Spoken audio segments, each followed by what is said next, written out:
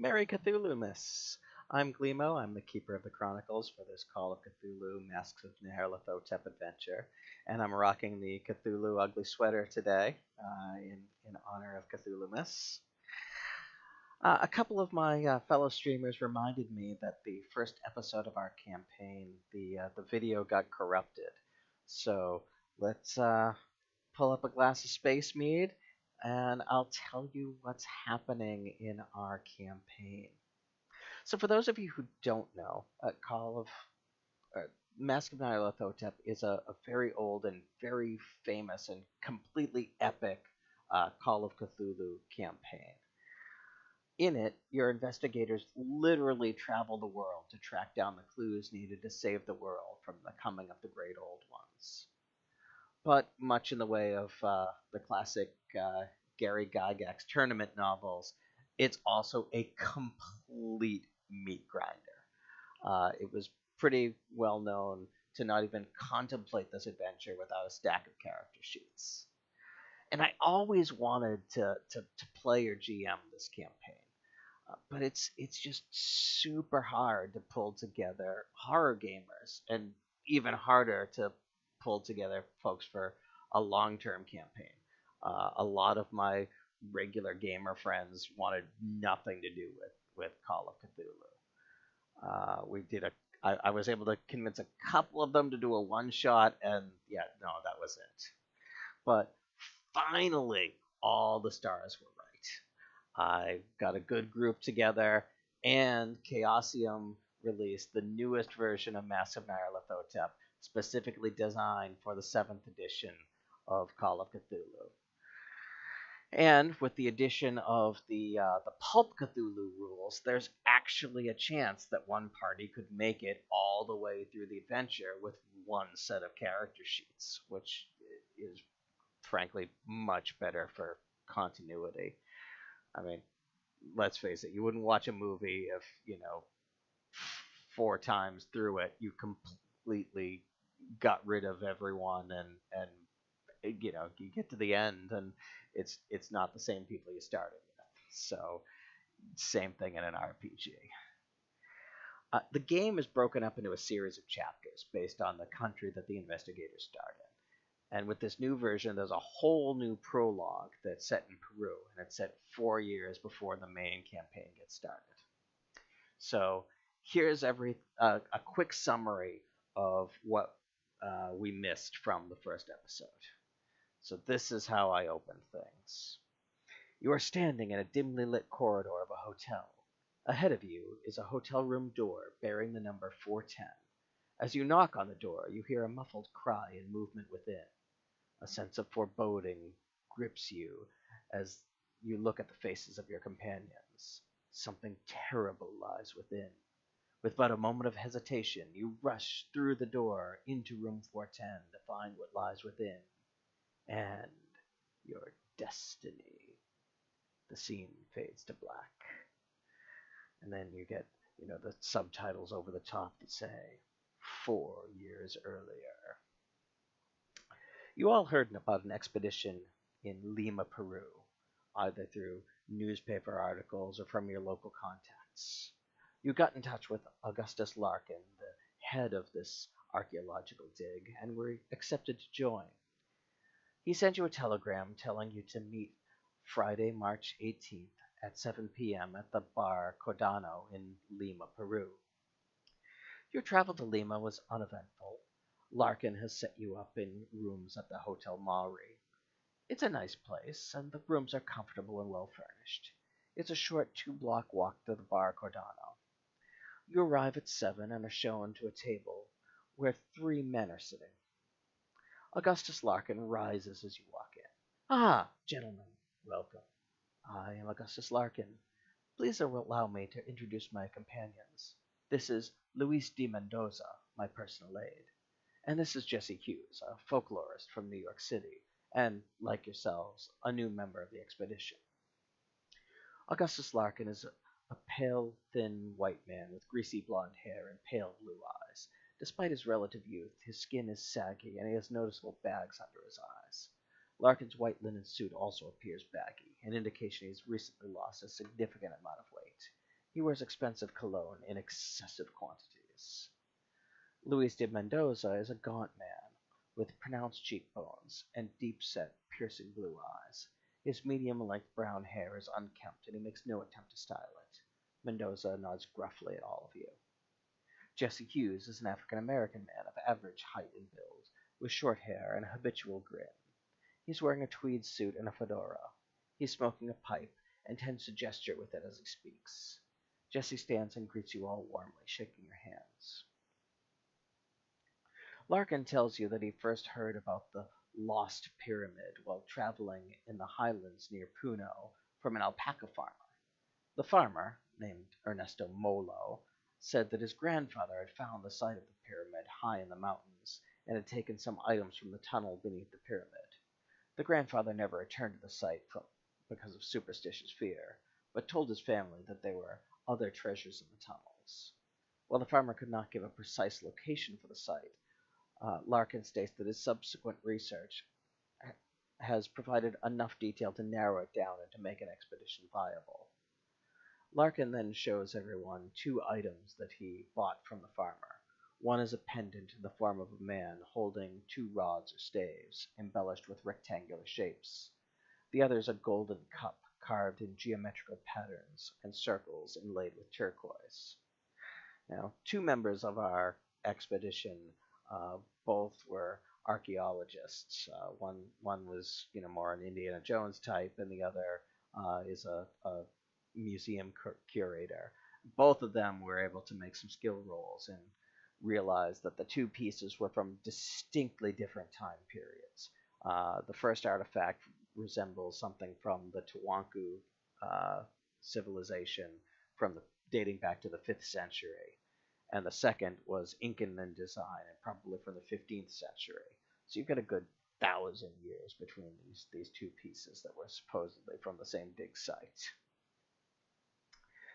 After dinner, Larkin makes his excuses, saying that he's feeling under the weather and needs an early night. Several of the players noticed that Larkin had grown noticeably paler and sweatier as the evening had gone on, and that his hands were trembling. They asked him about his health, and Larkin said that he suffers from long-term effects of malaria, but assured them all that he is healthy enough to undertake the expedition. So Larkin and Mendoza left, and Jesse asked the rest of the party if they'd like to join him for a drink at the bar and get to know him better. So once they were comfortably seated at the bar, Jesse asked everyone, "So, how much of what you just heard do you actually believe?" And the investigators said that they had a bit of skepticism. And so Jesse said, "I'm going to level with you. My name isn't really Jesse Hughes. My real name is Jackson Elias. I'm an author and a researcher specializing in exposing death cults throughout the world. Perhaps you've heard of some of my works." Some of the characters did know through in-character knowledge that of Jackson, and especially his most recent book, which was published a few years earlier in 1918, called Sons of Death, in which Jackson infiltrated the modern-day Thugis cult in India. So Jackson continued, "When researching in New York for the subject of my next book, I'd read about the legends of the Peruvian vampires, the Karasiri, white-faced men who sucked the fat of innocent farmers and their families in the Peruvian highlands." One of the characters was actually from Peru, and Alejandro's grandmother had definitely used stories of the Karasiri to frighten him as a child. While historical information seems to be mostly fanciful folklore, there have been stories in the last 20 years of murders and mutilations blamed on the Karasiri. Jackson said he's found in past research similar patterns, that a mythological creature is blamed for the works of a pagan ritual, often involving human sacrifice. He told the investigators that in all likelihood there was a death cult working in Peru, masquerading as the Karasiri and playing on the fears of superstitious locals to cover their tracks. He said, after some study, my hypothesis is that these legends stemmed from the arrival of the Spanish conquistadors in the 16th century, as all of the Karasiri are white-faced. He says, I think that the cult came over with the Spanish, and that these pagans practice murder as ritual. He said, when I arrived here last spring, or I guess fall up north, I spent 4 months in the southern Andean highlands in the region around Lake Titicaca.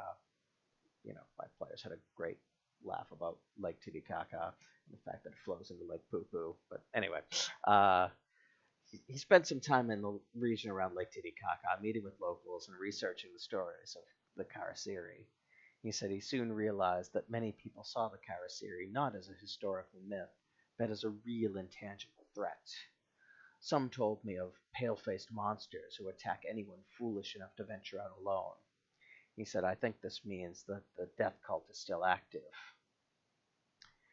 Jackson said, I was warned about a man named Luis de Mendoza as a man to be feared. Some told me that he is a Karasiri. I'm sure this actually means that Mendoza is a key member of the death cult. Imagine my surprise when I saw the man in Puno. I followed him from a distance and saw him meeting with Larkin. Then I started to hear that Larkin was trying to excavate the pyramid. I can only assume that the pyramid must be connected with the cult, since the people around Lake Titicaca were afraid to even speak of it. Larkin tried to convince the locals in Puno to explore the pyramid, but no one would accompany him. There's a lot of superstition around the area. After failing at that, he tried to take out advertisements looking for foreigners to join. Fearing that Larkin might have heard of me and know that I was researching a book, I gave him a false name and background and applied to join. One other odd thing.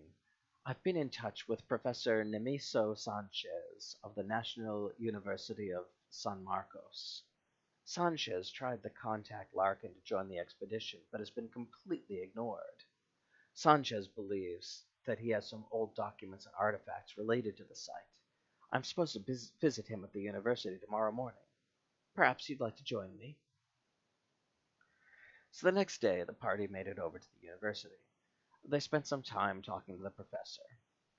As they were waiting for the professor's teaching assistant to arrive with some notes and artifacts, but she never showed up. So two of our party members, Jesse and Alejandro, went to look for her. They found her body in a storeroom, the life and several necessary body fluids drained from her, and a bookshelf actually toppled on top of her. When they came back upstairs, they actually found Luis de Mendoza attacking the professor, seeking to turn the professor into an undead creature like himself. He'd regurgitated a larva into the professor's mouth. The professor passed out in pain. And in a crazy series of amazing rolls, the party not only dispatched de Mendoza, but they were able to remove the symbiote from the professor and kill it. You just can't plan these things as a GM. Like, just all these extreme successes, they completely annihilated my monster. They kept the plague from spreading. They killed the larva, which had mechanically had a dodge of 90, so they needed like an absolutely insane roll in order to do it, and they managed to do it. So good on them. The rolls eventually will come back around to haunt the players, but it'll be a few weeks of play before we come to that. Anyway, their beliefs in how the world works completely shaken, and several sanity points lost. The party went to get a stiff drink before deciding what to do next. And from there, we slide into session 2, but that should give everyone kind of an idea of what to expect in this campaign and what you missed from the session 1 videos being corrupted. So thank you all. Please join us every other Sunday for our Call of Cthulhu Massive Nyarlathotep campaign. Please feel free to follow, like, and subscribe on all of our social media platforms. and I look forward to spending more time with you as the months go on. Thank you, and pleasant dreams.